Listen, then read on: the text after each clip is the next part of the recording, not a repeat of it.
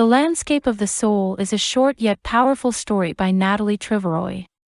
The author has tried to take the readers on a trip to understand the art forms and the spirituality associated with them. She has divided the story into two different parts. In the first part of the story, the author draws a colossal contrast between the Chinese and European art forms. And the second part is from the Getting Inside Outsider Art article. It is an excerpt from an article in the Hindustan Times that Brinda Suri penned. Landscape of the Soul, Central Theme.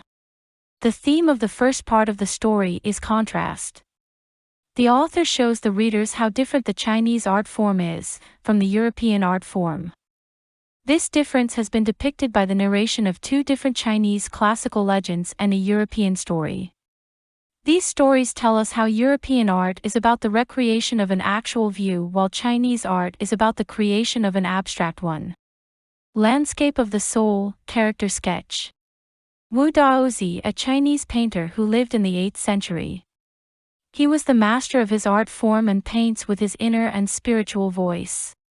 Emperor Xuanzong, the young emperor of the 8th century who was fond of landscapes and admired them, but only focused on their outer appearances rather than understanding their inner beauty.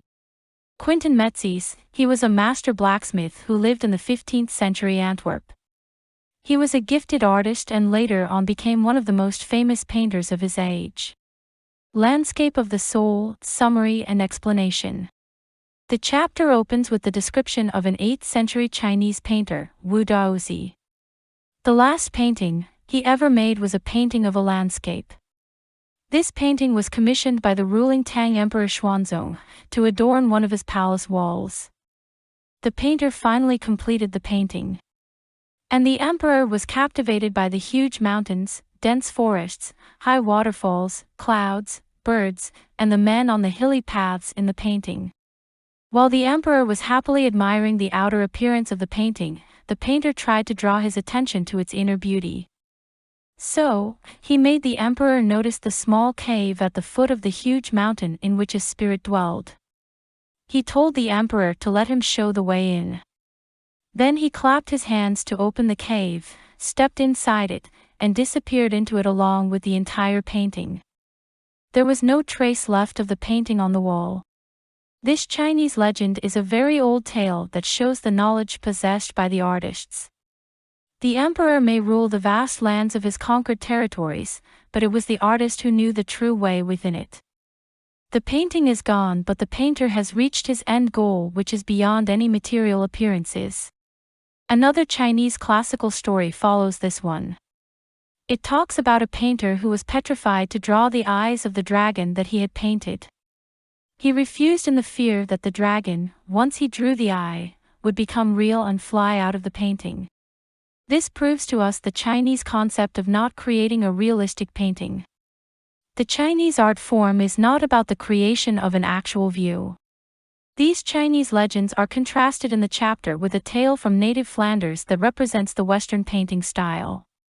This tale is about a master blacksmith Quentin Metzys who lived in the 15th century Antwerp. He fell in love with the daughter of a painter, who would not accept a son-in-law in such a profession. This led Quentin to sneak into the painter's studio and paint a fly on his latest panel.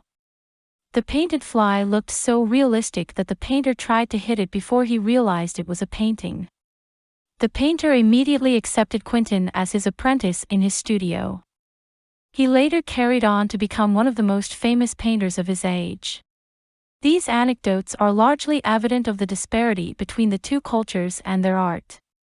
They illustrate what each form of art is trying to achieve in its way. While the European form aims for the perfect illusionistic likeness, the Chinese form aims for the essence of inner life and spirit. All this boils down to the fact that a classical Chinese landscape is entirely dissimilar to a Western landscape. It is not a reproduction of an actual view but is rather an abstract piece. A Chinese painter allows the viewer the liberty to have his viewpoint and then assess the painting. Whereas a European painter has a viewpoint of his own and wishes for the viewer to borrow his viewpoint to assess his painting. The excerpt from the Hindustan Times. Finally, the second part of the chapter is Getting Inside Outsider Art by Brenda Suri. It explains the concept of art brut as used in the story. Art brut means raw art. It has been used to describe the art of those who have no right to be artists. This is because they have not acquired any kind of formal education or training but still possess some remarkable talent to show the world. The author has referred to such artists as the ones who think outside of the box and do not follow conventional standards. Their work is referred to as primitive or raw. The Rock Garden by Nek Chand in Chandigarh is the greatest example of art brut. Thanks for watching and make sure to subscribe for more awesome content.